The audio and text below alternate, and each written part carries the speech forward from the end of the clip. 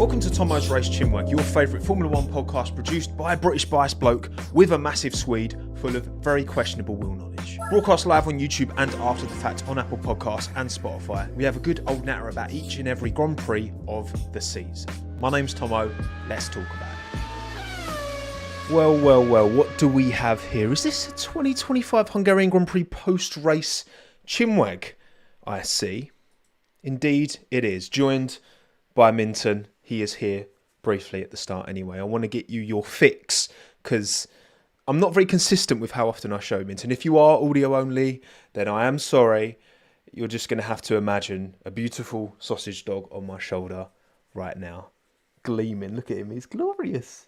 Aren't you glorious? Yes, you are. Not sure how long you stick around for.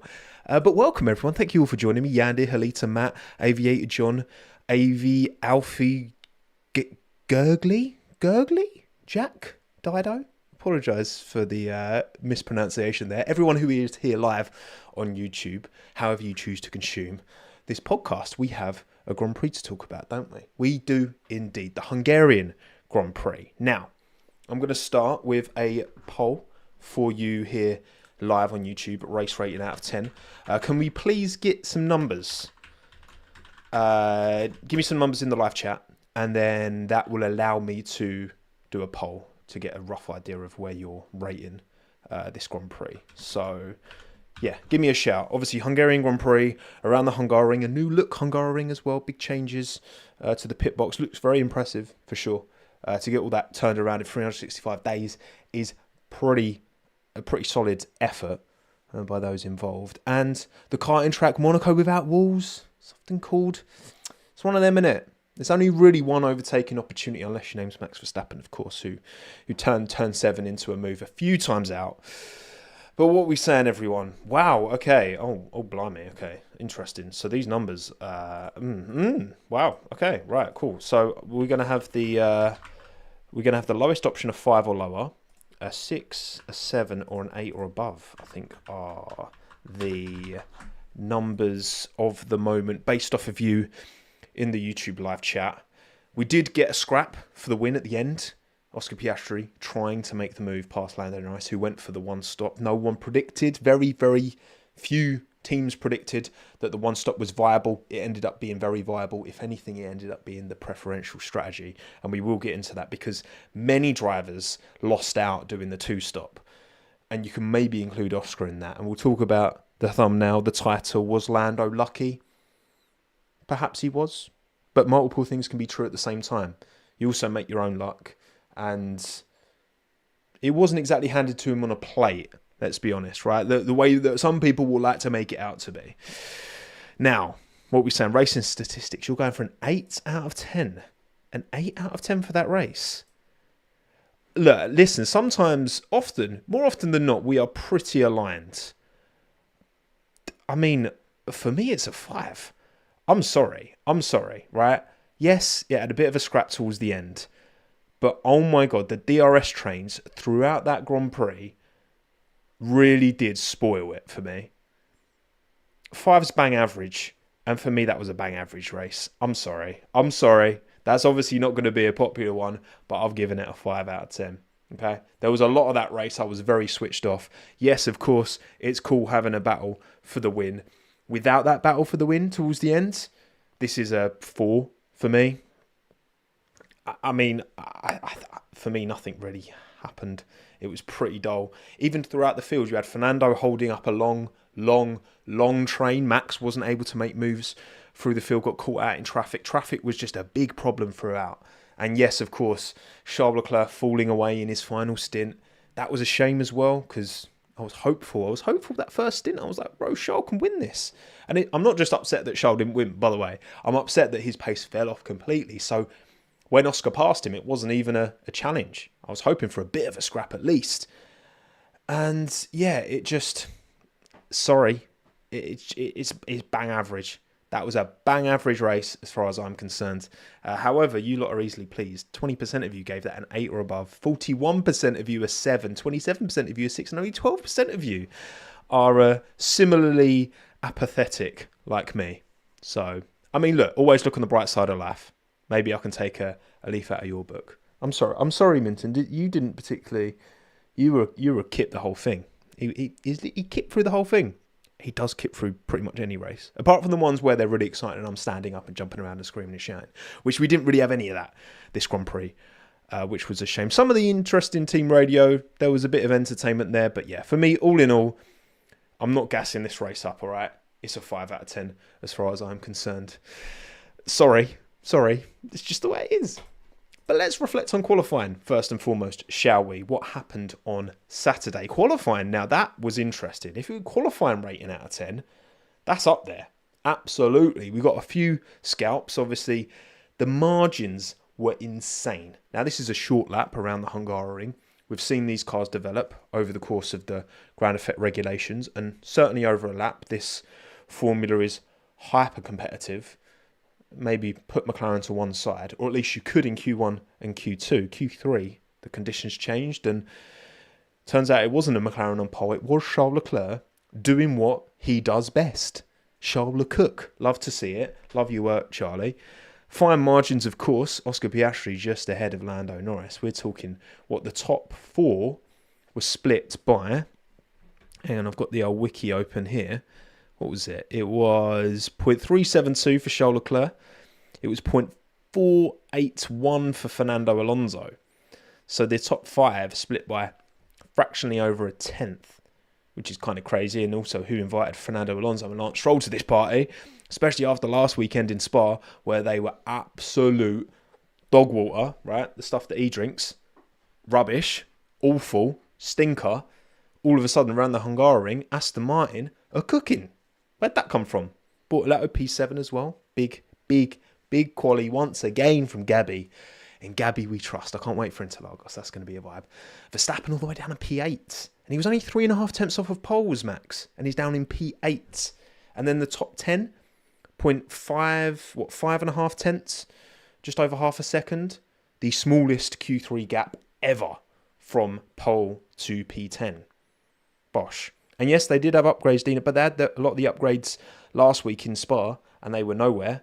But it's a very different track, is the Hungaroring, compared to Spa-Francorchamps. So, fair play to Aston Martin. They absolutely pulled it out the bag.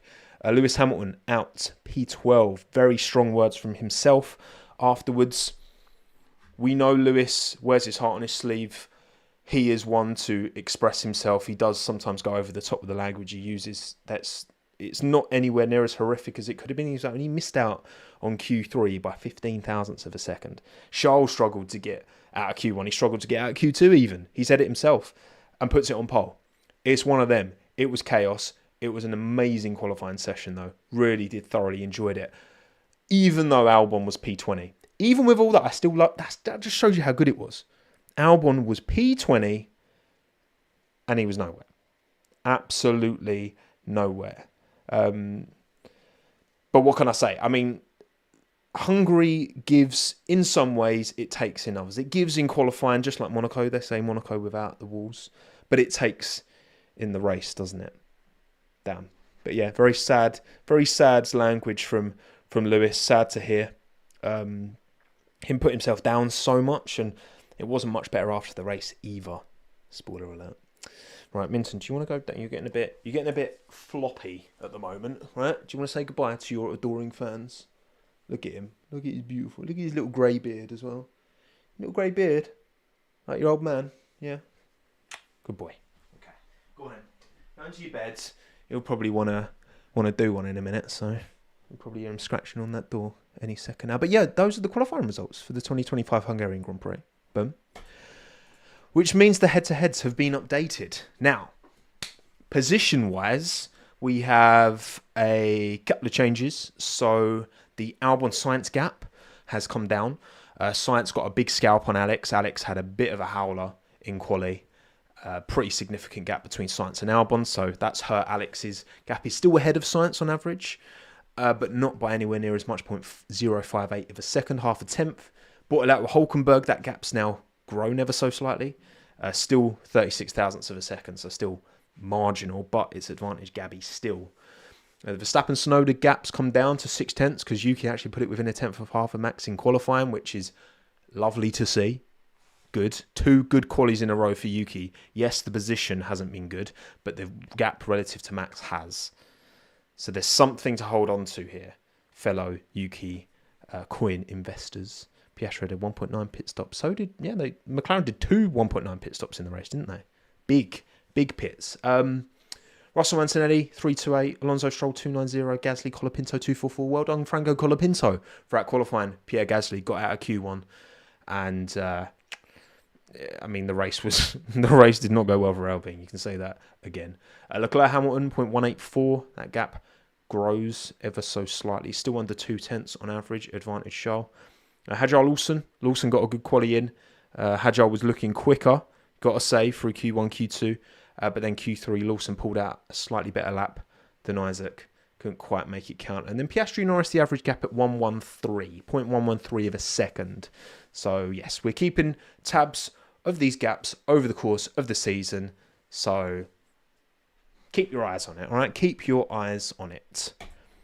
But then what about the race? What happened today? Of course, Lando Norris won ahead of Oscar Piastri and George Russell.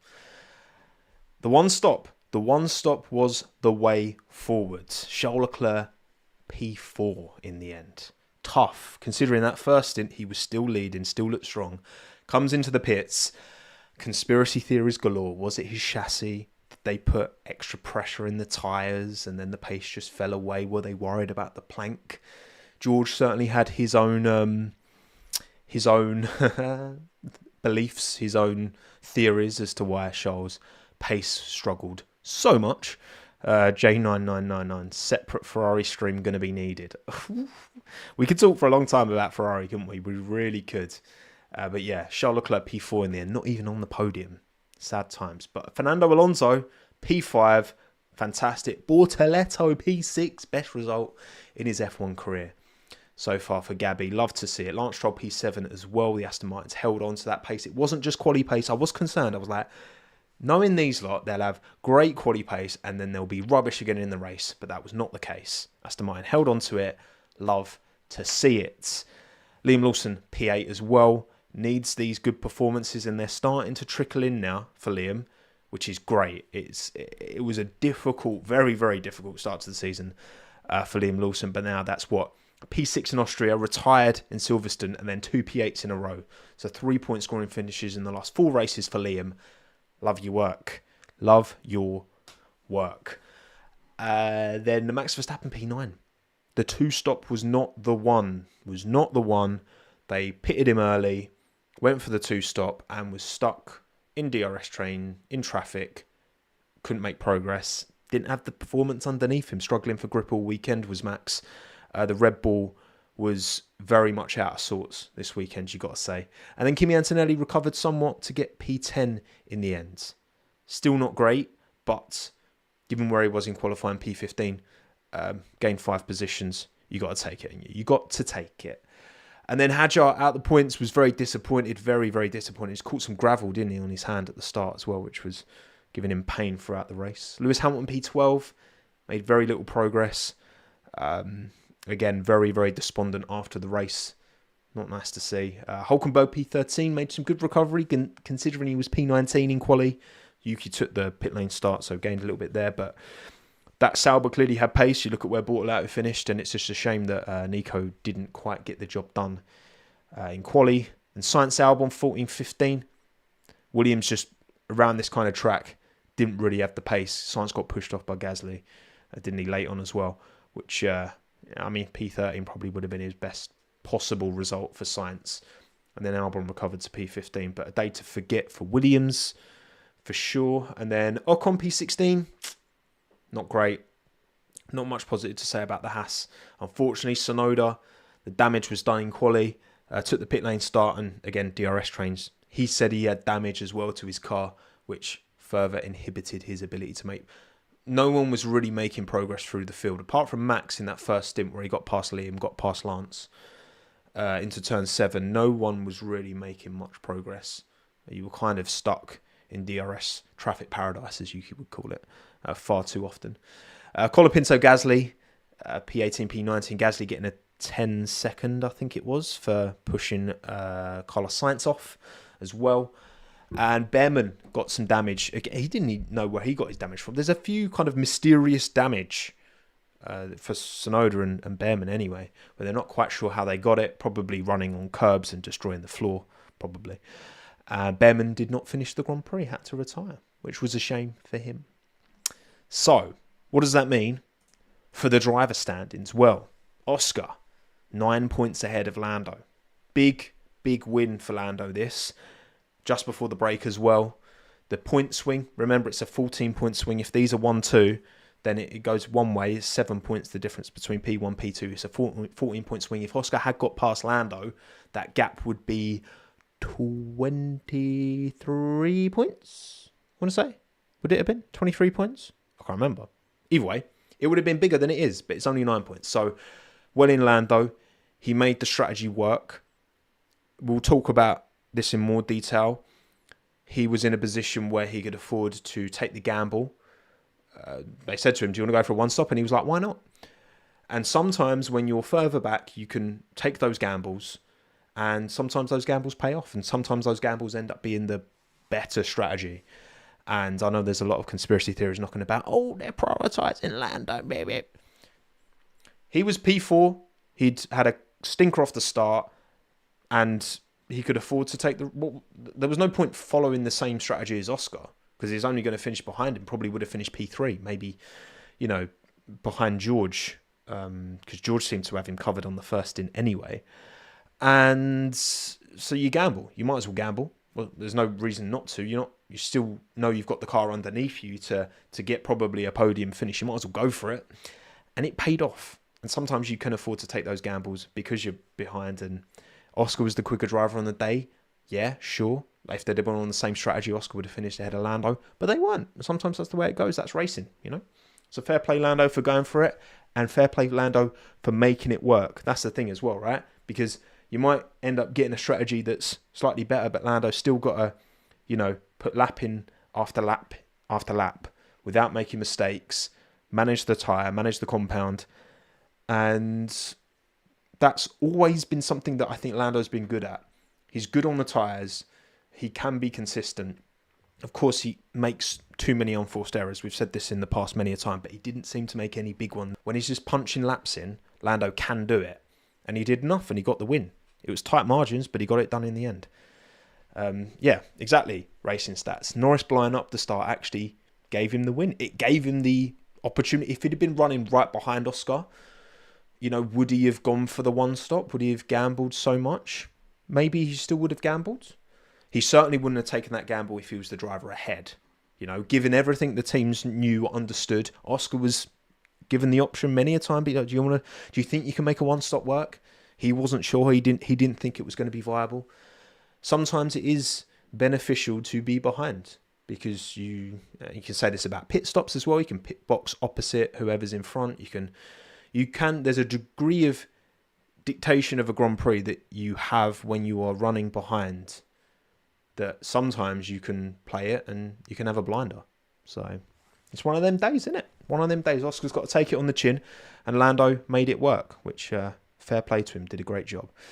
In terms of positions here, none of the top 10 have changed positions. The Aston Martins, though, big gains. Alonso, Stroll, both on 26 points. A big payday at Aston Martin Racing.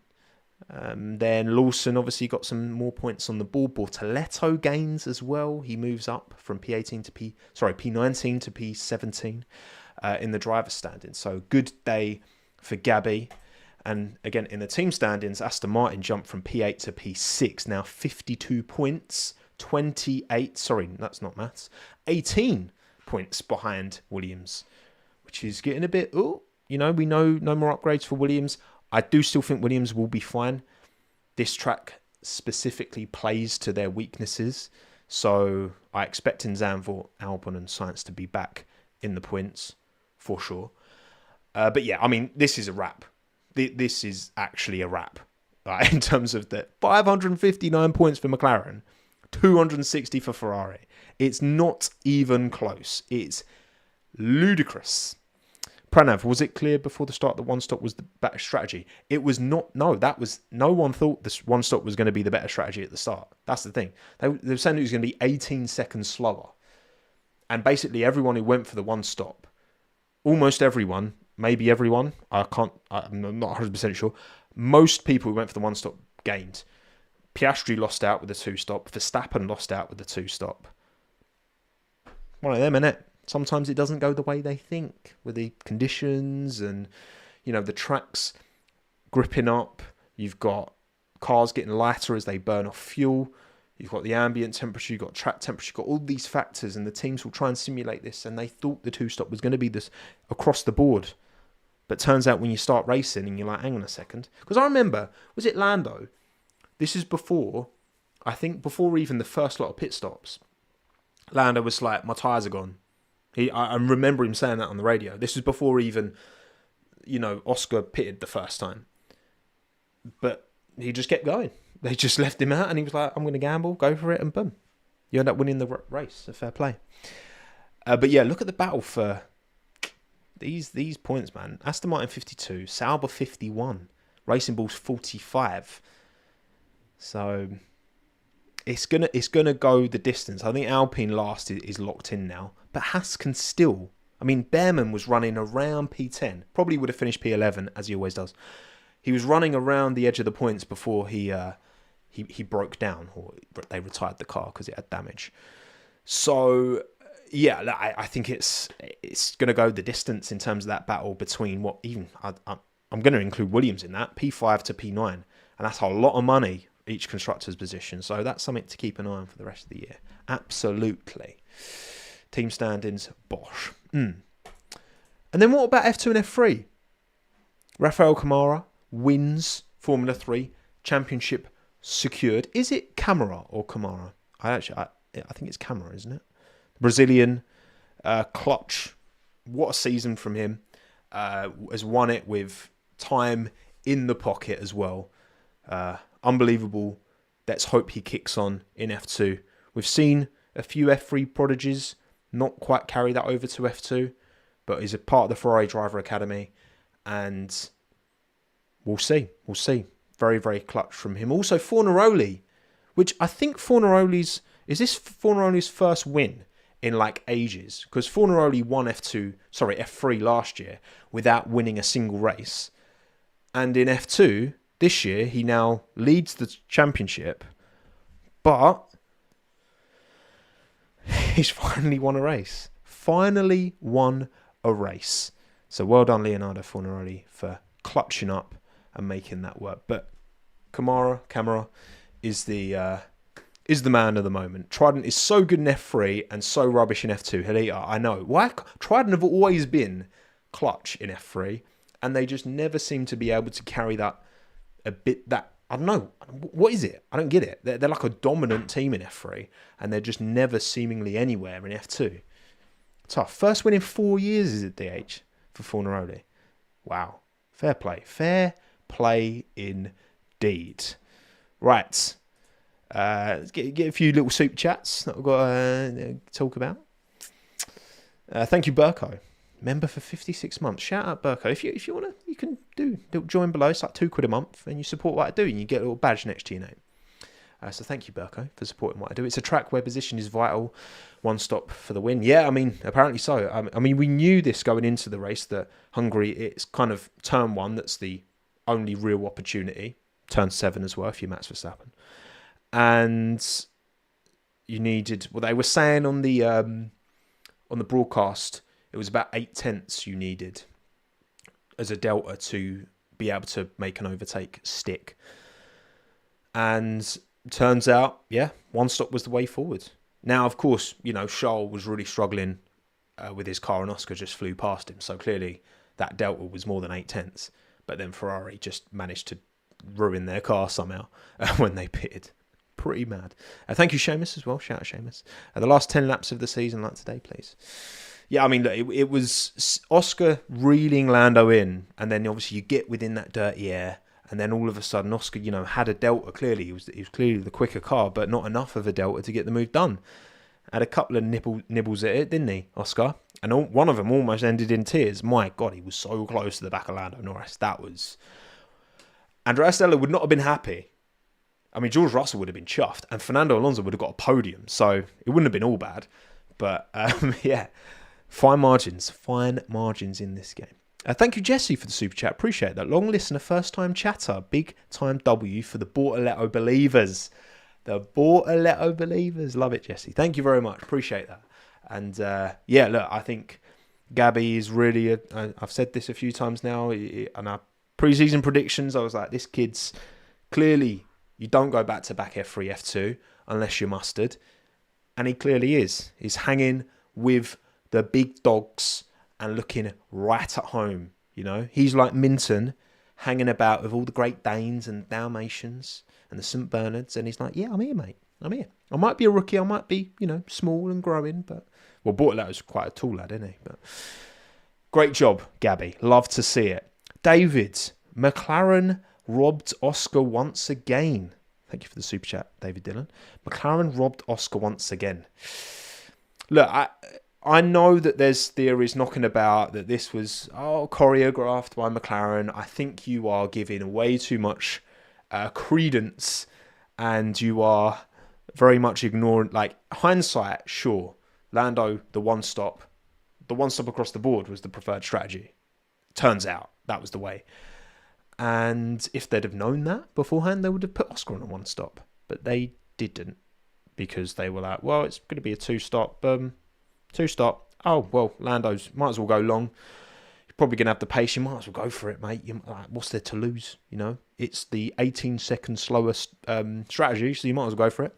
Turns out on the day, sometimes it works out. Remember George Russell in Spa? Yes, I know he got disqualified. But when he won that race, then he didn't win that race. He went for a strategy that no one thought would work, and he won the Grand Prix. Sometimes you just roll the dice, and sometimes it works in your favour. All of these teams with all of their facilities, all of their money, all of their resource, and they still get it wrong sometimes. And that was the case in this instance. So, boom. Josh, seems to me every time it's a toss-up between 1 and 2 stops, one stop is the move. Yeah, and I'm inclined to, yeah, is that a trend? Perhaps it is, maybe it is. I get what you're saying from a dirty air point of view, because it is incredibly difficult to overtake. You know, to require an 8/10 delta around a track like Hungary, where, you know, the only overtaking opportunity is a straight that isn't even that long compared to some of the straights in F1. To require 8/10, that's not good enough. Like, the formula has messed up. The formula has failed. To require 8/10 to make an overtake is silly. But then, yeah, like you say, track position becomes even more key because of the dirty air, because you get within 2 seconds and all of a sudden you're losing loads of aerodynamic performance. You're overheating your tyres. So that's where you need that extra bit of advantage to get the job done. And yeah, one stops are generally more boring races as well. Like, you add a 2-stop, you mandate a 2-stop, you typically make the race more interesting. I know Pirelli and the rule makers, and it's like, yeah, you don't want to necessarily be mandating these things in the rules, but if you can give tyre compounds that promote 2-stops, great.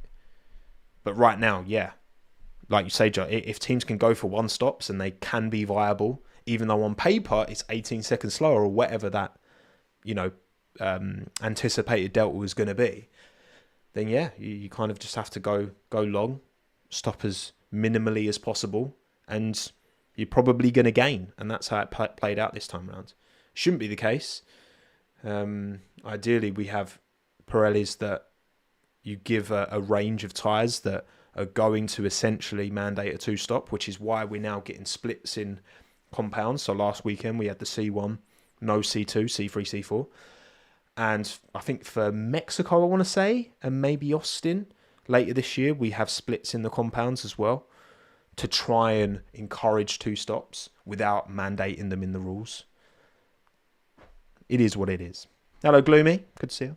And thank you, Mario, as well, for the super chat. Looking at Lewis, do you believe he will give up and retire this season? Absolutely not, Mario. I've watched Lewis long enough. I've heard Lewis speaking negatively of his performances long enough to know that that is just how he wears his heart on his sleeve. He is very emotional as a character. He speaks his mind in the moment. He will complain on the radio. He will, give Bono a hard time when he was at Mercedes, right? But one thing he would never do is actually give up. Like, he might speak one thing and feed headlines, which I don't think helps his case. It's difficult, isn't it? These drivers are interviewed so soon after that you want these drivers to be raw and emotional. And I appreciate hearing that honesty from Lewis. Unfortunately, then it creates headlines that then puts even more pressure and scrutiny and questions to him. So it's kind of a self-fulfilling thing. He won't give up. This is the year to break everything, as James Vowles would say, to make sure that 2026 is an opportunity. Because, yeah, of course, Lewis is, the age-old clock of time. He's getting older. Fernando's getting older. These drivers, even younger drivers who are kind of within their prime right now, but there's no guarantee they're going to stay in it forever. You've got to capitalise when the opportunities present themselves, and there's not been many opportunities for Ferrari this year. Lewis won the sprint, remember, in China when there was an opportunity there, he clutched up. And Charles, I think, did everything he could this weekend to get the job done, and wasn't enough, unfortunately. So I don't think Lewis will give up. No chance. I think it's just you have to accept that Lewis will say these things in the heat of the moment, but that's the way he's kind of always been.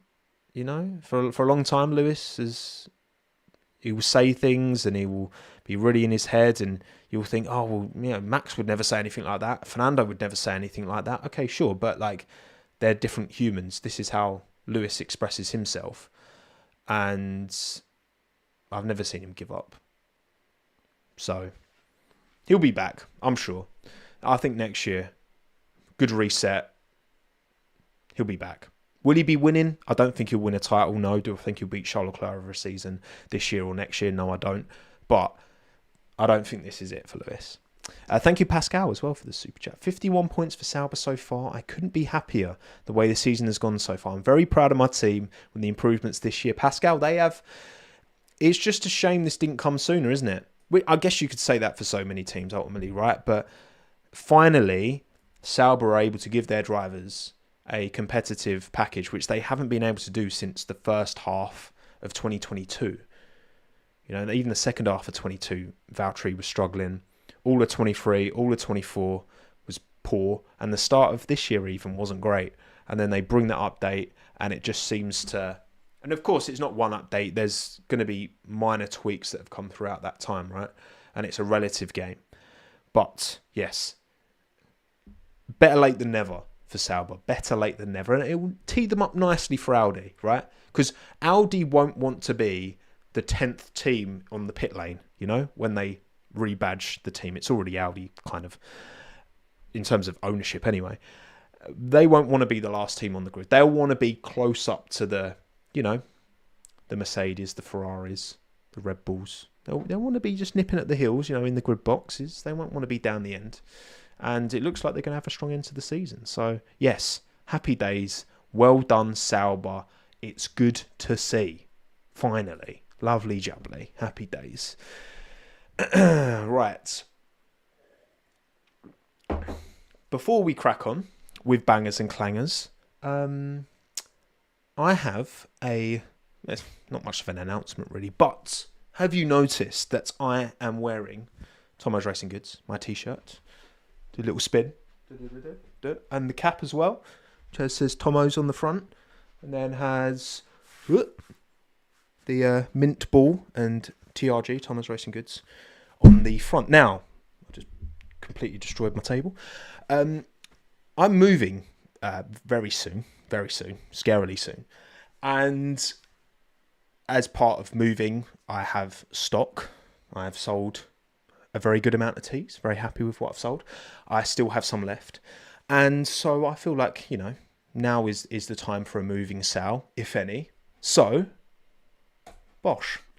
The teas are now 25, down from 40, and the caps are 15, down from 25. Now, some of you might still be, 25 still a lot of pounds for a t-shirt, but I think as merch goes, right? Come on, we've got custom. So I'll get rid of this. Custom Tommo's Racing Goods bag. Okay, custom printed. Look at that. Boom. With a little seal here. So this is what would be what you're receiving. And then you get a little T out. Boom. So you look with a custom swing tag. It says Tommo's. Look at that. 250 GSM. Premium, as you like.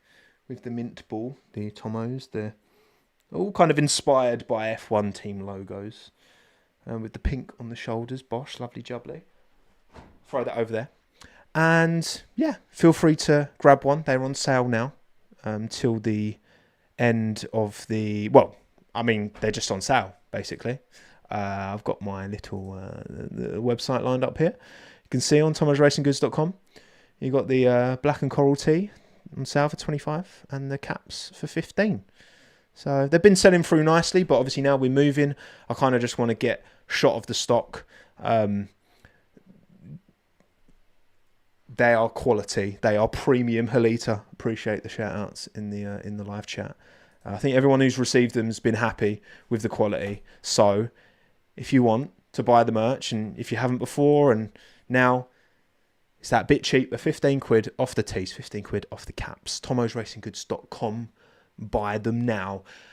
If you're in the EU, I can't sell them to you because of stupid Brexit rules. Annoying, but it is what it is. But if you're not in the EU, if you're in the UK, if you're in the US, if you're in Australia, if you're in India, if you are in Japan, as long as you're outside the EU, you can order them. All right, bomb, lovely, top quality. Maybe the internet will get better if you buy all of the t-shirts. Maybe. Zanny, that's what I'm going to interpret your message as. So yes, if you want one, link to Tommo's Racing Goods in the description below. Okay, lovely jubbly. Right, I'm going to stop shilling myself to you because we need to talk, don't we? We need to talk. Bangers and clangers. Predictions. Now, I think I've done pretty well. In fact, I know I've done pretty well, right? Oscar Piastri race win, no. Fine. Close, but no. Gabriel Bortoleto banger drive. Yes, please. Thank you very much. I will take that. Lovely jubbly. Franco Colapinto clanger. I'm going to go no. He outqualified Pierre. And yes, finished P18. But Pierre got the 10-second penalty. It was a slow race from Franco, let's be honest. But the Alpine was nowhere. So I'm not going to give myself a point for Franco clanger. I wear large, by the way, Sterlo. And there is a size guide on Tommo's Racing Goods on the website. There is a size guide for the tees. So you can make sure you get the right size. Because I didn't do that last time. I think some people ended up without the size that they wanted.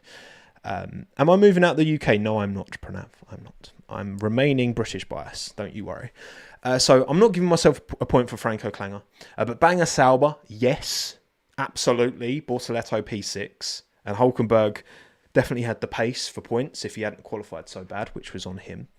And Clanger Alpine, they were nowhere. They were really slow. So I'm giving myself 3 out of 5 for bangers and clangers. But you lot... Oof. Oh no. Oh no, what a shame. You lot... Piastri, win, no. Lewis, banger, no. Franco Clanger as well, and I'm not giving myself a point, and so you're not getting one either, no. Ferrari, banger, no. Aston Martin Clanger, no. If anything, you deserve minus points. You suck, man. I'm sorry. Hold that L, man. This was not even close. You got bodied, I'm afraid. Sorry. So I win. Sucks to be you. Well done, me. Up the Tommo. So, those were our predictions. But what about the actual bangers and clangers? Who do we decide? Me and you. Who wins? Who bins? kind of works, right? A long moment for the chat. Absolutely, Jink. Absolutely. Right. Banger driver for me. Look, there's been some decent performances, but it's Gabriel Bortoleto. It just is. And I mean, 1,385 of you voted, and you said the same. 46% of you went with Gabby. I went with Gabby. Come on. I don't know. I'm not sure what it is. Like, I just really have found myself warming to Gabby. I think the way he speaks, I saw his little kind of like bantering a bit with Fernando in the post-race presser. He just comes across so mature. He's got his head screwed on. He's out qualifying Nico Hülkenberg right now, which is huge. And we've seen drivers come into this sport and, you know, feel like they've got a high potential, a high bar, and not quite live up to it. But to be alongside Nico Hülkenberg, who's such a veteran of this sport and a driver that many people feel like, you know, he should have got a better seat at some point. As many people said, he would be the solution to Red Bull's problems, maybe. I just think that Gabby's been so good. Like, I'm really chuffed that we're seeing a Brazilian driver back in the sport and delivering. And he was just, what can you say? Like, P7 in quali, P6 in the race, got ahead of Stroll, was kind of following Fernando around the whole way. Had a couple of little sniffs, but I mean, just superb. He's got his head screwed on. He's got his head screwed on, right? And I love to see it. Well done, Gabriel Bortoleto. He's your banger driver. He's my banger driver as well. 26% of you went Lando Norris. And again, look, he might have been fortunate. He might have had the freedom to gamble with the one stop because he had a poor start in part. But he's the one who delivered lap after lap after lap to, you know, make that position count ultimately, right? He's the one who delivered the result. So fair play, Lando, banger driver. He deserves more credit than dismissal, in my opinion, does Lando. So fair play, 26% of the vote, 16% Fernando Alonso. Kind of maximised his weekend, got to say. Kind of maximised his weekend. I don't think Fernando could have done much more. And then 4% George Russell. Maybe say the same for him as... Yes, studio disconnects for no good reason. When you are within a tenth of pole, you're always going to feel like you could have done more. But ultimately, I would say that Russell, George pretty much nailed it, didn't he? I don't think he could have done too much more this weekend. Everybody liked this. I agree, Seamus. I agree. Everyone liked the stream at this moment, by the way. And also, when you're done, don't forget to leave a comment down below. And tell everyone how beautiful Minton is. He's sleeping right there. He's sleeping right there. Just peaceful, aren't you? It's nice and warm in here, so... Hello, mate. Yeah, I'm talking about you. What a little boy. So, banger driver, we agree. Gabriel Bortoleto, love to see it. But what about clanger? For me, it's Lewis. For you, it's Lewis. 45% of you went Lewis Hamilton. And look, as much as, and I said this, him struggling in qualifying, he was 15 thousandths off of Q3, okay? But he was consistently 2.5 tenths off of Charles throughout Q1, Q2 as well. And just no progress in the race, given Charles' potential for a podium, if anything. Yeah, it's just a disappointing weekend. You know, Lewis is an incredibly experienced driver, and it's one thing to be struggling in quali, in the races. It's a DRS train, so again, you can always find excuses for any driver. Ultimately, Lewis had a bad weekend. And that's just the way it is sometimes, you know? And then other clangers, Sonoda 12%.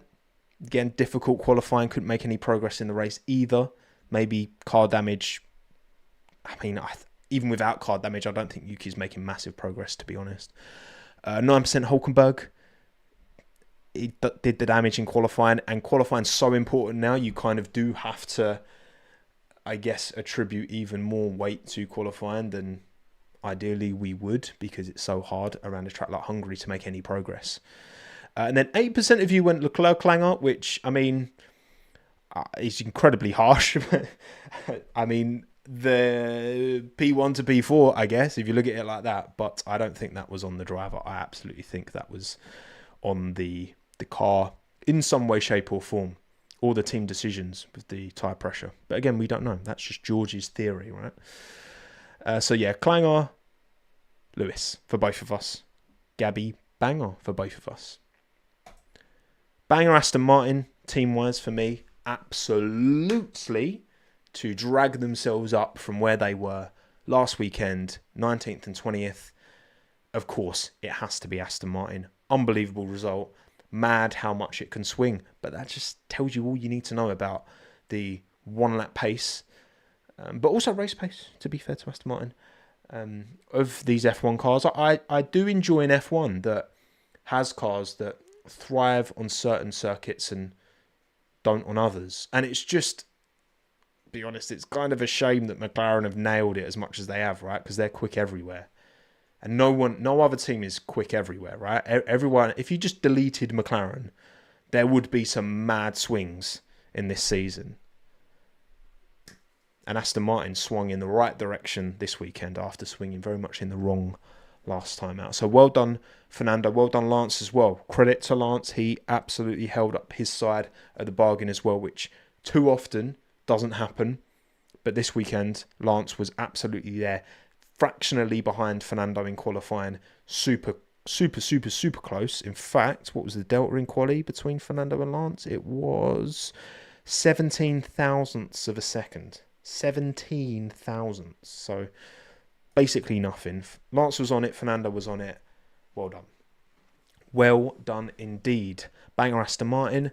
And you've said the same. 64% of you. 32% of you have went McLaren. Which is completely fair. It's a 1-2, so fine.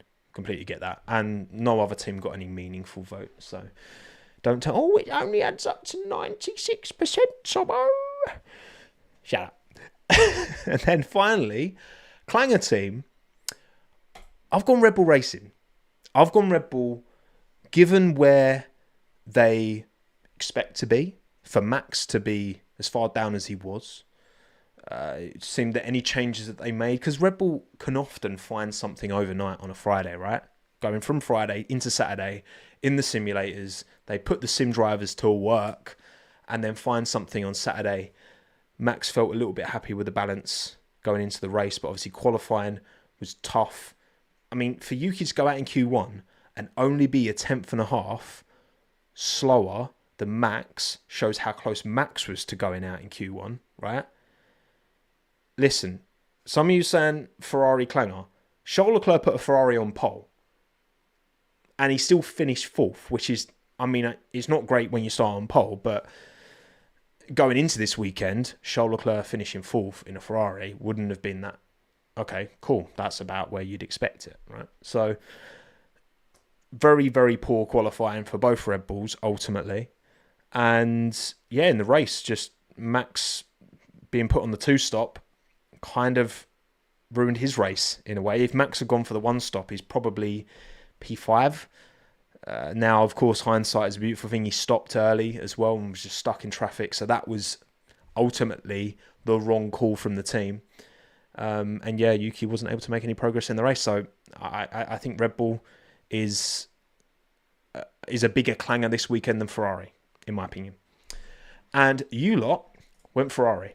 42% of you said Ferrari for clanger, which again I understand, but I think Red Bull had the, relative to where they should be, their expectations, blah, blah, blah, had the worst weekend. But you've gone Ferrari. 23% of you went Red Bull. 19% Alpine, who were objectively the worst team this weekend. And 12% Williams, who were pretty bad as well. So that's fair. That is fair. 2 1.9 stops from McLaren. That's a banger team from me. Rosa, that is a very good point. That is a very, very good point. I don't know what Aston Martin's pit stops were, but they weren't 1.9s, that's for sure. Credit McLaren, well done. But Aston Martin, you can have it. You can have it. Absolutely. So, reflecting, if you're interested, if you're audio only, I'm not going to read through all of this, but these are the bangers and clangers so far this season tallied up. These are my ones. So, a couple of banger drivers for Antonelli, Norris, Piastri. A few clangers for Lawson, Tsunoda, Antonelli. Bangers, Mercedes, Sauber, Haas, blah, blah, blah. This is going to be more interesting at the end of the season. And these are yours as well. So, feel free to have a butch at that if you so please, if you would like to. You are more than welcome to. You do whatever you want. It's a free world, you know. Well, debatable. But if you're here on the Tommo YouTube channel, or Spotify, or Apple Podcast, Tommo Race CHINWAG, give it some love. Give it a sub. Give it a like. Interact however you like. It is a big spread. It is a big spread. Right. Okay. Back to full screen. Let me just get rid of the prop. Don't need to keep buy t-shirts down your throat, right? Oh. Did I watch the junior formulas, Richard, this weekend? You know, I caught the F. What did I catch? It was the F3 sprint I caught, where Dunn was all over. No, sorry, the F2 sprint where Dunn was all over the back of Marty, but Marty managed to hold on. 3 sprint race wins for Marty this year, the Red Bull Junior. But Alex Dunn was breathing down his throat. It was a bit naughty, kind of. It was on the edge, the battling between them two towards the end. But I didn't catch all of the junior formulas this weekend. So, who's RAC? Yeah, RAC is Racing Bulls. Racing Bulls. Right. Let's go team by team, shall we? Let's go team by team. And let's start with Aston Martin. And also, because, you know what? You deserve Minton. You deserve more Minton, who is very in sleepy mode, aren't you? Sorry, mate. You spend so much time sleeping. I don't feel guilty about enforcing you to be awake for this brief moment, okay? Aston Martin, wow, weird, how crazy, strange. Also, in the news this week, in fact, I want to make sure I don't get this wrong. So, Aston Martin, F1 team sale shares, wasn't it? Where is it? Aston Martin, yeah, it's 3.2 billion valuation for the team. And the Aston Martin Lagonda, I believe, have sold their stake. I'm just reading a motorsport.com article now because I don't want to get it wrong. Yeah, Aston Martin Formula 1 team has been valued at a remarkable 3.2 billion as it sells a minority stake, which is obviously been a lot of investment in the team, in the facility. And yeah. Was it as of Wednesday, a binding letter of intent has been signed with the buyer after Lagonda Global Holdings PLC, Aston Martin Lagonda, confirmed that it has agreed to sell its minority stake worth 146 million, which obviously they look at that 146, they look at the percentage of stake, and then they use that to come up with a 3.2 billion figure. So, I guess, question, will this be called the Aston Martin Formula 1 team next year? Not really sure. I think there are many ways in which it still makes sense to retain the Aston Martin badging and have it as more of a paid title sponsor on the car. If Aston Martin Lagonda are fully stepping back, obviously we know the Saudi big investment in this team with Aramco and the such. So in the same way that when Dorilton bought out Williams, they could have changed the name, but they kept Williams to preserve that identity, I guess, that historic connection to Formula One. Aston Martin is obviously a big, is a huge motorsport name, not necessarily in Formula One, but it's still a big brand with big pedigree in racing. So, yeah, that's just interesting going into this weekend. And obviously, Andy Cowell is running that kind of engine program. It's going to be Honda exclusive next year. Who knows? It's going to be really interesting to see how that pans out. Aston Martin, honestly, like of all the teams going into next year, is the team I feel least confident about trying to predict. Welcome back, Racing Point. Maybe. You are sleepy, aren't you? Right, go on, I'll put you back. Just say one last goodbye to your adoring fans. Bless you. He's like extra. I feel like the sleepier he gets, the softer he is. Aren't you? You're just soft. Very soft. Good boy. Yes. So, I mean, it's a gamble. Ultimately, I think Fernando, we spoke about this, would he consider a move to Alpine? You're anticipating the Mercedes engine in the Alpine is going to be better than the Honda engine in the Aston Martin, probably. Remains to be seen. It's mad, isn't it, how good they were at the start of 23. But I do also think they were maybe made to look better by the fact that McLaren hadn't turned up yet. Ferrari was struggling. Max and Red Bull were on a different planet. I would love to see the marquee back at the top, and I'd love to see a Fernando Alonso third world title challenge at least. Get him on the top step of the podium again at least. Remains to be seen. It doesn't inspire a huge amount of confidence given how stagnant they've been. I guess you use 2023 as an expectation mark, then you have to kind of call it a bit of an abject failure given where they were, but it's the way this game goes sometimes. As long as they've learnt from the mistakes, then they might be all right in 26, Honda Mugen F1 team would go hard. It would go hard, Tom. It would go hard. But it'd be Aramco, Honda, Mugen, F1. It'd just be really long. Aston Martin, Honda, Aramco, Mugen F1 team. Bosh. Love the sound of it.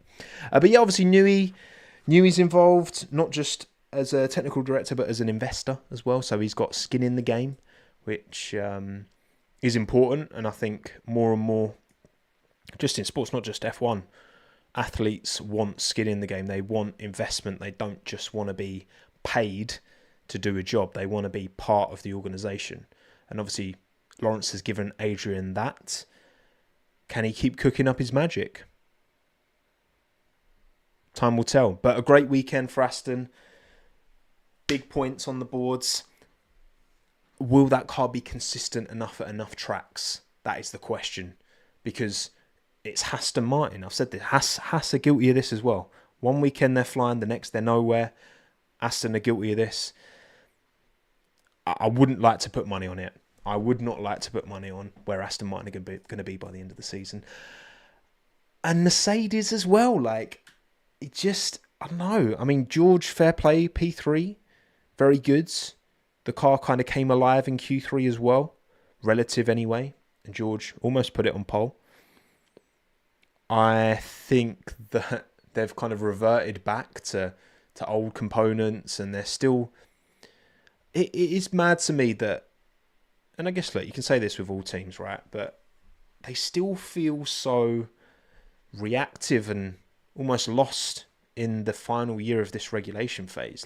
They've added performance to the car, absolutely. But, yeah, it just still feels they're kind of shooting in the dark a bit. I don't know. It's a shame because I think George is absolutely capable of winning titles, and he's got another P3. He's just done another one of those.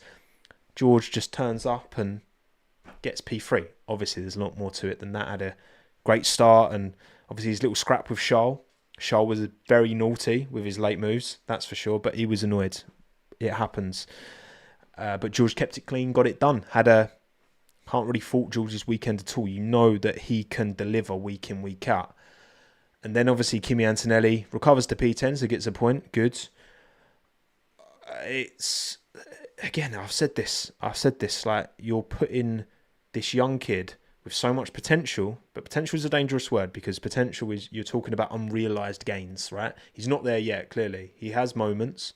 He's had unbelievable moments in qualifying, but you're asking a lot of Kimi, and they've put him in this pressure situation. In part, I'm sure it's, they didn't necessarily expect to win anything in 2025, but we prep him this year, we get his feet under the table, get him settled, and then in 26 we can start to progress. Now, even Oscar Piastri in his second season was not the finished product, and it feels like he's pretty much there, Oscar. But he's halfway into his third season, right? So Kimi's second season should hopefully be a step forward, but it still won't be the finished product. And you have to anticipate and expect that as Mercedes. George is also an incredibly high bar. Mr. Saturday for a reason.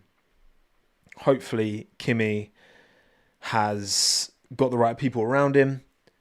He's definitely, now you've made this decision, Mercedes, I think you've absolutely got to stick by it. I know there's been reports linking him. Do they send him to Alpine, get Max in at Mercedes? I don't think that's going to happen. You've made that commitment to Kimi, and I think Toto needs to stick by that. But also George is driving it at such a level that you can't really, he's kind of making himself undroppable, But yeah, good to see Kimi have a positive race before the break as well. I think that's kind of important for many drivers, right? So I'll say this about Lando as well, getting a good result in before the break so that now you can kind of take some time away without, a bad result kind of lingering over your shoulder, Oscar has more room to grow, no question. I mean, he's not even done 3 full seasons, so I'm inclined to agree with that. But Kimi's got a lot of room to grow. I'm excited for his future. Red Bull, my clanger team this weekend. Yes, it was just tough, wasn't it? Like, at no point was Max happy with the car. He's just complaining about grip continuously. 3.5 tenths off of pole is not a huge gap, but considering how competitive it is, he was behind Bortoleto in qualifying. And yeah, in the race, the 2-stop was not the right call. He made some lovely moves into turn 7 because Lawson got him on lap 1, didn't he? And then Max passed him into 7. He passed Stroll into 7. He passed Hulkenberg into 7 later on as well. And then the 2-stop just wasn't the strategy, and he finishes P9. So I don't think Max could have done much more with the car underneath him this weekend. I didn't see any big mistakes from Max. I think he just did what he could do. But the car just wasn't there. And again, Yuki within a 10th of Max in qualifying is good. It's very good. But he still put him out of Q1, which is kind of crazy. And yeah, damage, to what extent that affected Yuki's race, it's hard to say. Obviously, with Max, we've got to talk about his little move on Lewis. In fact, let's get a little poll going. Did Max deserve a penalty for his move on Lewis? Yes or no? Just simple yes or no question, I guess.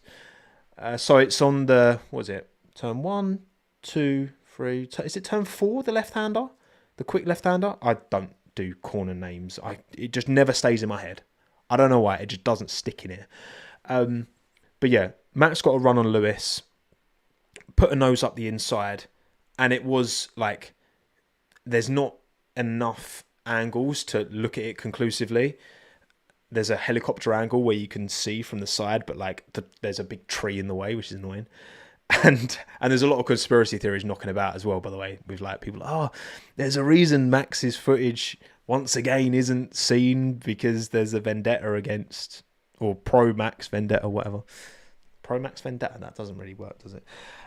And but you can see from the heli shot that Max has a nose alongside, but like nothing more than that. It's like the front wing end plate is kind of alongside Lewis's rear wheel, but that's like it.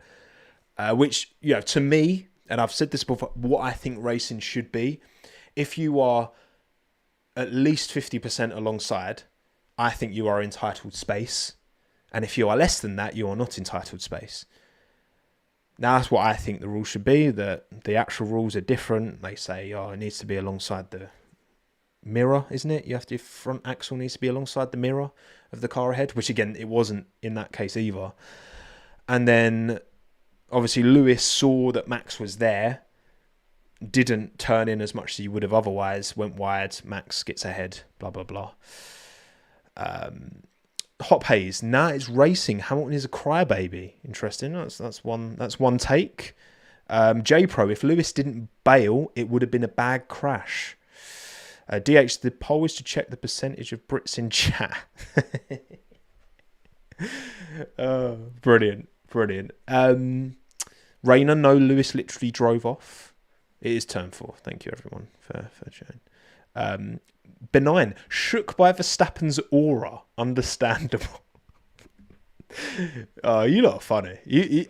Some of you lot need YouTube channels, man. Because, like, you come out with the funniest stuff. It's like the people need to see this, all right? It shouldn't just be me and Matt and Tommy and Aldas. And, like, there should be more of you lot. Start YouTube channels.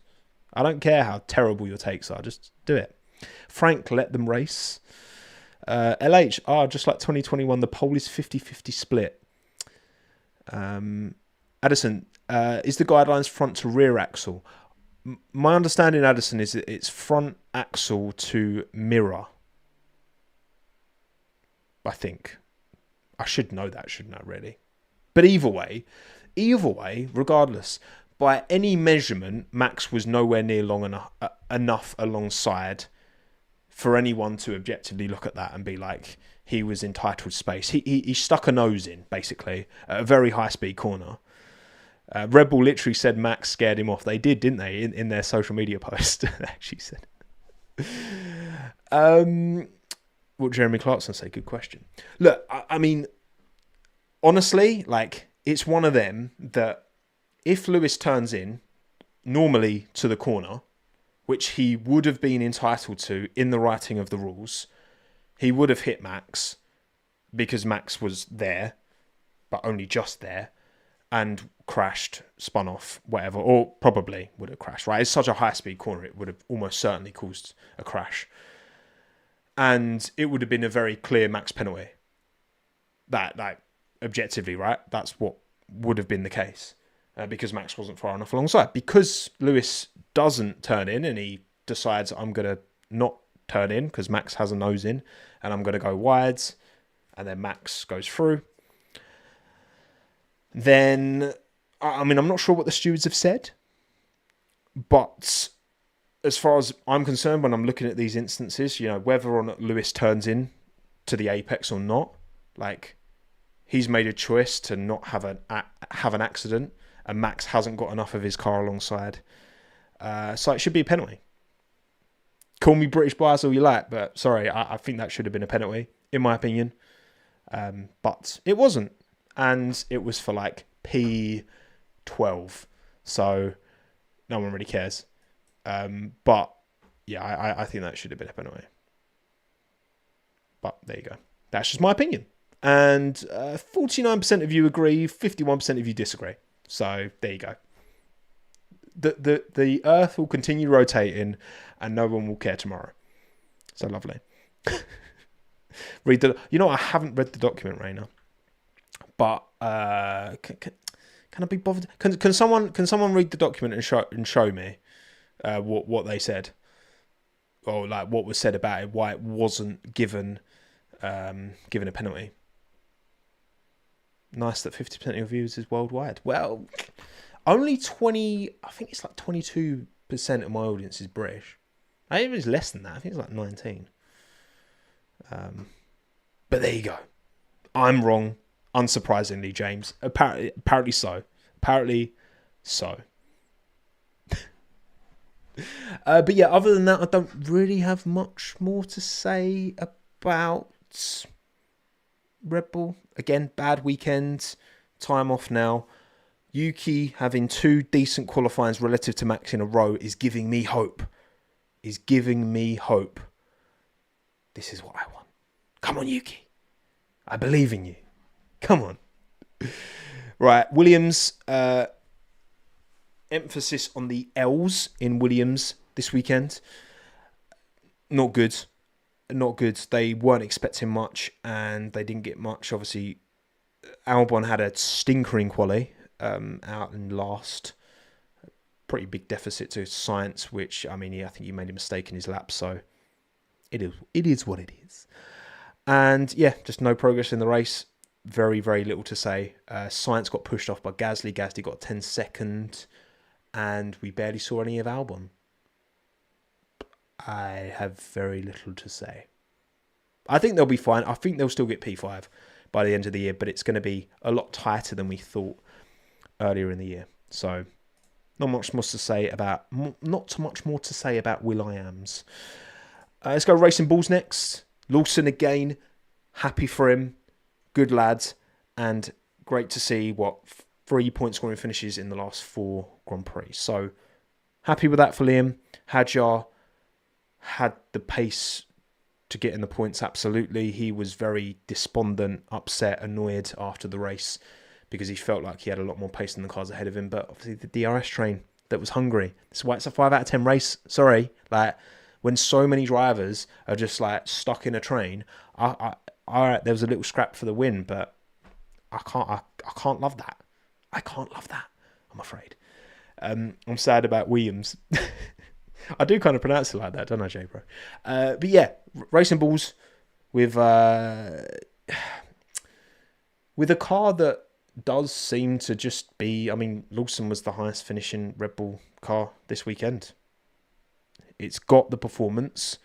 It has that operating window that allows drivers to jump in, to be promoted from F2 or wherever, and kind of immediately get performance out of it. So I think Lawson's doing what he needs to do. I still think, I think Tsunoda and Lawson and Hadjar are not confirmed, I don't believe, for next year yet. And if it was me at the wheel, if I was Laurent Mekies, then I would keep it as is. I think you give Lindblad another year in F2 just to develop and give him loads of FP1s. Like Ollie had like 6 FP1s. So give him a ton of FP1s. Allow Tsunoda to try and drive the 26 Red Bull that will be different. Keep Hadjar, Lawson ticking away at this car consistency with, you've got Permain at the wheel now. A lot of change been going on at Red Bull as of late. So keep your consistent drivers and then see for the future. That's the way I feel. Because we know Lawson can deliver a very good performance. And he did a very good performance this weekend. 3 times in 4 weekends. So happy to see that from Liam. Good on you, lads. Not so much for Haas. Not so much for Haas, who, again, like Ollie was flirting with the points. Look, I think every team now, apart from Alpine, can get points on any given weekend. Even Alpine. Gasly can still do it. He can still get to Q3 for crying out loud in this Alpine. Like, it's so good at the mid to back end.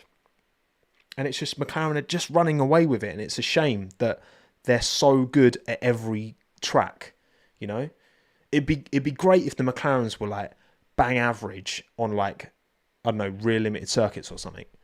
They can still have their dominance on some tracks, but just every weekend the McLaren is like the best car, which is annoying.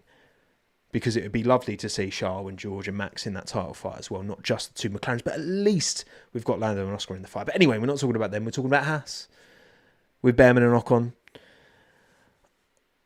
LH, Ocon is having his worst season to date. Do you reckon? I think that's harsh. Because I think Ocon's, he's got a lot of points on the board. He's got 27 points. I think Ocon does seem to be... I think Ocon's a bit slower than Behrman over a lap, which isn't great. But I think Ocon, over the course of all of the races we've had so far this year, the 14 rounds, 14 weekends, I think Ocon has delivered enough in races to,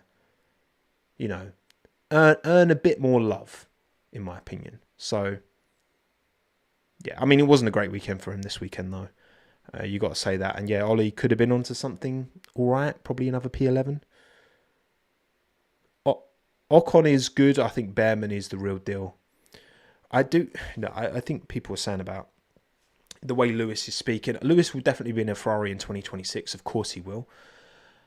If it's nowhere, or if he's like, I've given it a go, it's not worth it, then I think Behrman Ferrari in 27. I think Ollie is showing that he has the potential to be a very good driver and a Ferrari-worthy driver. Alongside Charles, would learn a lot from Charles in a Ferrari in 27.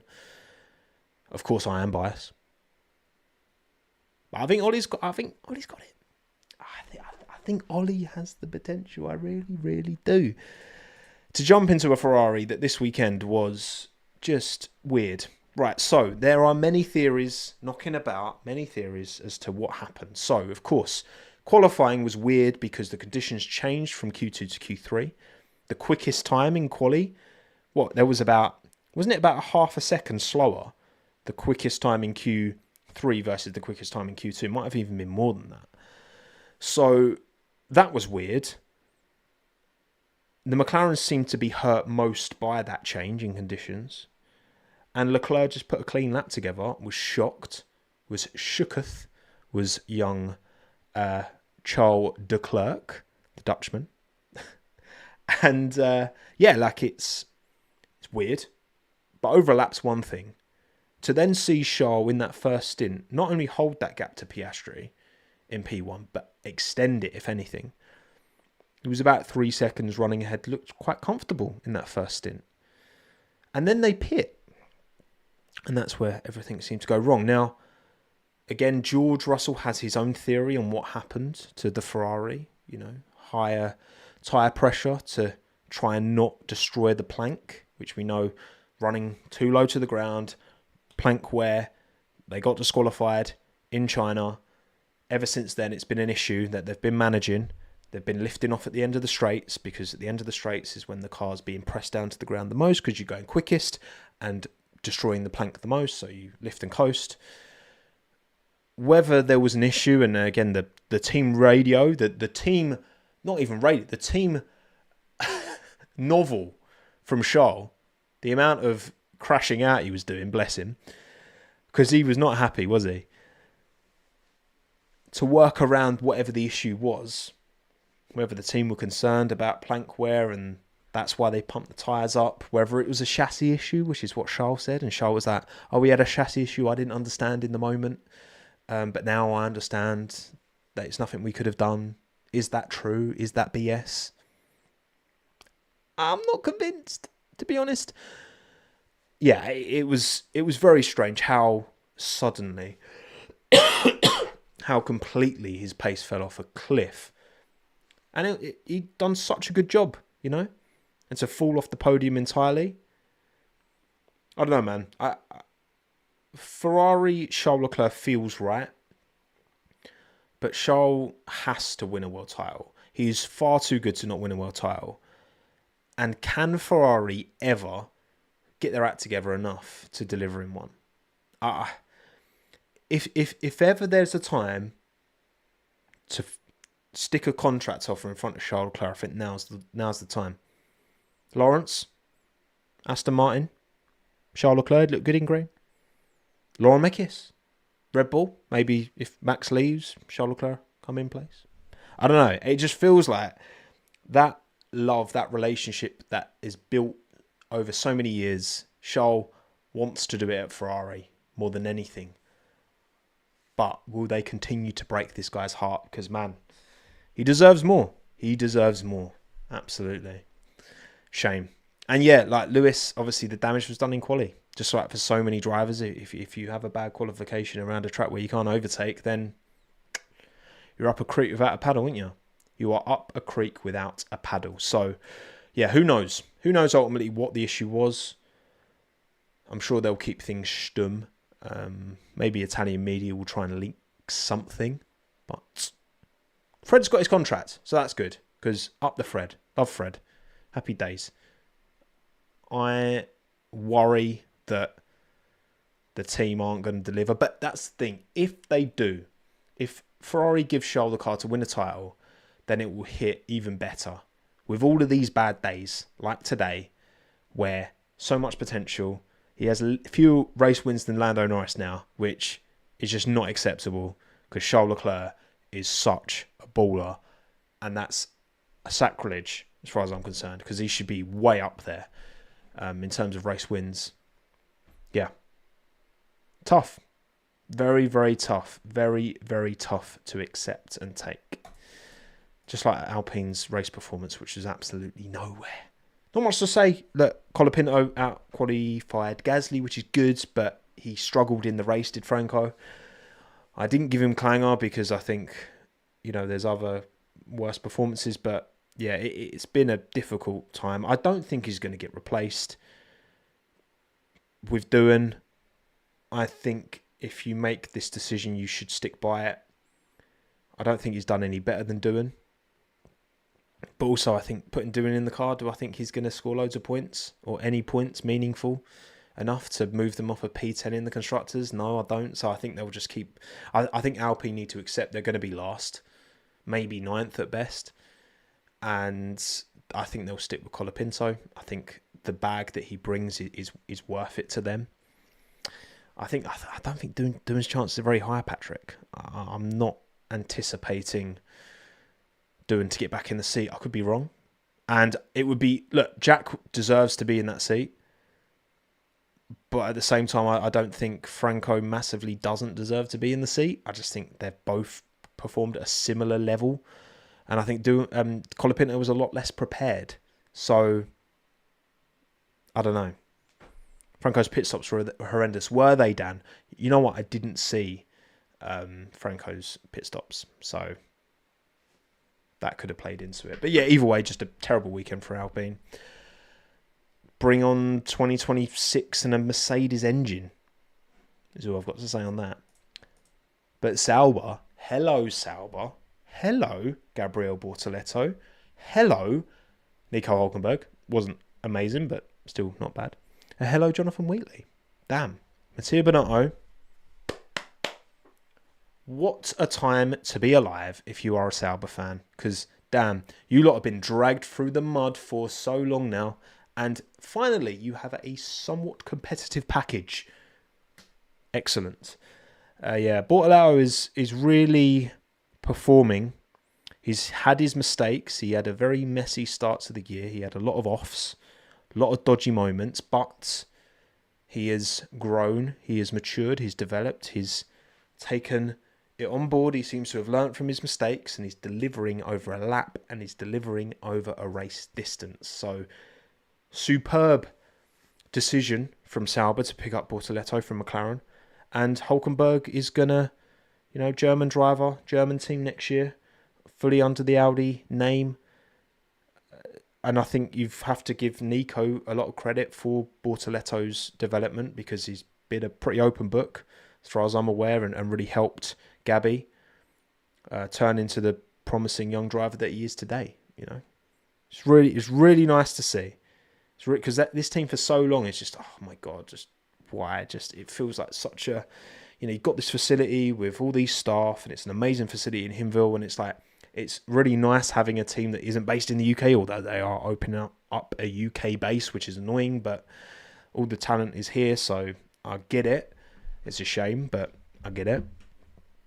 And yeah, I think if Binotto can work his engine magic with Alpine? Absolutely not with Alpine, with Audi, then, the chassis is going to be key. We're not going to have any other teams running Audi engines, so we're not going to know how much of it is good engine, good chassis. You can estimate, right, of course. Happy. Well done, Gabby. Good stuff. Love to see it. Love your work. Happy days. Justice for Joe and Bottas. Yeah. Look, I think Valtteri surely is getting in one of them Cadillac seats. Surely. I think Bottas Perez, it's surely going to be that. And that would be the sensible choice from Cadillac. Two super experienced drivers. But yeah, Hülkenberg and Bortoleto are getting the car that Valtteri only got for his first 6 months at the team, and Joe wasn't developed enough to optimise that car in his first 6 months either. Bortoleto, best rookie of the season, all things considered, Dean, do you reckon? I think Hadjar. It's still Hadjar. Because Gabby had some stinkers towards the start of the season, but he's up there. He is up there. He's had a couple of really good performances as of late. I definitely now put him, even since my mid-season report, I put him behind Behrman in that. But I think now, straight away, Bortoleto's ahead of Behrman. Antonelli's struggling more, so I put him ahead of Antonelli. Even though Antonelli did have those clutch moments, Miami, Canada. It's Hadjar, Bortoleto. It's them two in that order. Go on, Gabby. Love to see it. And then finally, McLaren. Talk about the Papayans last. So, like I said, look. Grand conspiracy. Oh, Zach Brown's favourite is Lando. Prioritise Lando, blah, blah, blah. Again, this happens so often in F1, you can gamble if you're further back, and sometimes those gambles pay off. George Russell did it in Spa. I remember, was it Suzuka? What year was it? Suzuka 22, maybe? 21? Can't remember. No, it wasn't. They didn't have the race in 21, did they? It was a race where Vettel spun at the start, but then because he was right at the back, he just gambled on strategy in the wet and then ended up being really high up. I remember that race. I don't remember when it was, but I remember that being a thing. And Lando gambled. He was like, why not? Might as well go for the one stop. What have I got to lose? Only to gain. And he gained and he won the race. Oscar didn't have enough of a delta to get the move done. The moves that he did try weren't full. You know, he said after the race, he was like, could I have saved up a bit more and gone again later? Maybe, but it's like you don't want to miss that opportunity. So he felt like he was close enough to at least have a little look and almost wiped out Lando, which would have been chaos. Great entertainment. Of course, it would have been amazing entertainment. And look, yeah, I think Oscar was the quicker driver on the day, but also Lando made that strategy work. So two things can be right. Did Lando get fortunate? Yes, that one stop was viable when no one thought it was going to be viable. Because if everyone did think it was going to be viable, they would have put Oscar on it as well. So Lando was fortunate that was an option. But also, he's the one who delivered the race pace, managed the tyres in order to make it work and to make him win the Grand Prix. So both things can be right. That is the nuance that is often lost in these things. Both things can be right. So credit to Lando, because again, this is big. Like before the break, I think if Oscar had beaten Lando in this race and extended the gap to 23 points, whatever it would have been, I think that would have been a really tough one to take for Lando. And going into the mid-season, then just dwelling on that, you know. And I think this is huge now. From a championship fight, I just want to see it go to the end. I don't really care who wins. Like, I just want to see it go the distance. And this is great for that. So, yeah. Piastri was always going to do the two-stop. Lando could roll the dice and it paid off for him. It paid off for him. The rain was incredibly dangerous today. Can't believe they didn't red flag. I know, right, Mercy? It was ludicrous. Lando was also much better at the end of a stint than Oscar last season. Yeah, and look, again, because they were on different strategies, it's very, very difficult to accurately compare them one-to-one, you know? Could Oscar have done more? Could he have caught Lando quicker and then had more of a tyre, more life in his tyres to then make that advantage count? Did the traffic, you know, did that push it back enough when they were lapping Hamilton and Hadjar? You never know. Like, it was so close. It was 0.6 in the end between the two of them. And yeah, I think needing an 0.8 delta, that was the killer. And it shouldn't be that way, but it was that way this weekend. You needed 0.8 on the car ahead of you to get in front. And Oscar had a tyre advantage, but he didn't have an 0.8 advantage. And if he'd have got the move done, it would have had to, because he was never close enough at the end of the straight to get a real convincing look. I think if he, you know, it just takes one. And I think Piastri's shown enough that he can, one opportunity, he can take it. But he just didn't have the delta, enough of a delta, to get that one clear opportunity. That's the thing. Thank you, Lowell, for the super chat. Much appreciated. Got to be Lando's best win. Maybe not in terms of pure performance, but he showed an ability to deal with the pressure that he hadn't shown before. Very impressed with his mental toughness today. Cheers. And that's the thing, right? I absolutely back what you're saying there. Lando knows he's on the older tyres. He knows Oscar's coming like a bat out of hell behind him, catching him up. If he makes one mistake, drops one, Oscar's going to be all over his gearbox and he's going to get the move done into one. And Lando didn't make a mistake. And again, he has all too often made unforced errors in these moments. And he didn't. And he clutched up and he kept the tyres alive for long enough. And he kept the race pace going when he needed to. You know, at the end of that, you know, even when he was on his first stint, you know, he kept the tyres in and just kept punching out laps and did the job. And I think is it his best win? I think it's I don't know. You could say that, I guess, about a lot of things, but it could be his most important win. Just, I think, going into this break, if he had lost position to Oscar there, I think that would have been a really tough one that he probably would have mulled over. Certainly, if I was in that position, I'd be like fuming for the whole 3 weeks. But he didn't. He held position, and I think in the grand scheme of the title, I think, yeah, it's a dub in Lando's favour. Yes, again, yes, the opportunity presented itself. There was luck involved, and him having a objectively bad start to the race, losing position to Alonso, and then kind of stuck behind George, like, you know, that ended up actually helping him in the end, you know, which again, like I say, with Vettel in 2022, you know, you sometimes you can have a bad start, but actually it opens up a window of opportunity, and he walked through it. It's a fair play to him. Thank you, Mr. Hoppy, as well. My takeaways: Lando did a great job, and this was vital for him. Agreed. And Ferrari did a Ferrari, and Charles should be looking elsewhere. Yeah. How Ferrari. How you continue to disappoint us. Right. Okay. I think we are about done. Now, again, reminder, TOMMO'S Racing Goods on sale now. 25 quid for the tees, 15 quid for the hats. Thank you to everyone who's already purchased, and if you are interested, tommosracinggoods.com, go and grab one, because I'm moving house and I really don't want to have to bag up all the stock and take it with me to the new gaff that we don't have yet, but that's a long story. Thank you again for you all taking the time. Harvey, 9volt, J-Pro, Rayner, Freya, Billy, Pranav, Harvey, Camera, DH, J999, Abdul, Billy, Lucas, Yard Animal, Tom, Will, Camera, One Scorcher, Anno, Yarder, Daniel Metcalf, Nicole, Halita, Champions of the World, IBK, Patrick, IC, McFillan, Josh, Lou, DH, Yard Animal, Freya, Awkward MMA. I'll just grab Minton as well. Quickly. Come here. Sorry, mate. The people love you and want to see your beautifulness. Look at you. Look at you. With the mint ball on the cap. Oh, boy. See all the little noises he's making. Look at how beautiful he is.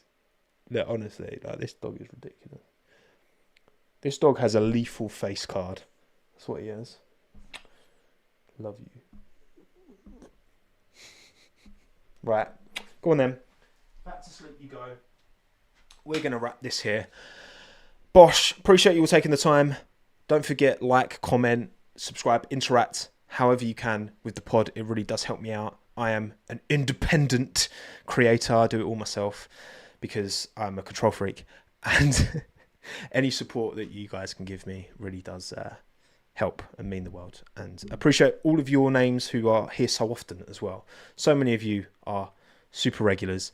And I really do appreciate it. So, that's a wrap. Pleasure as always.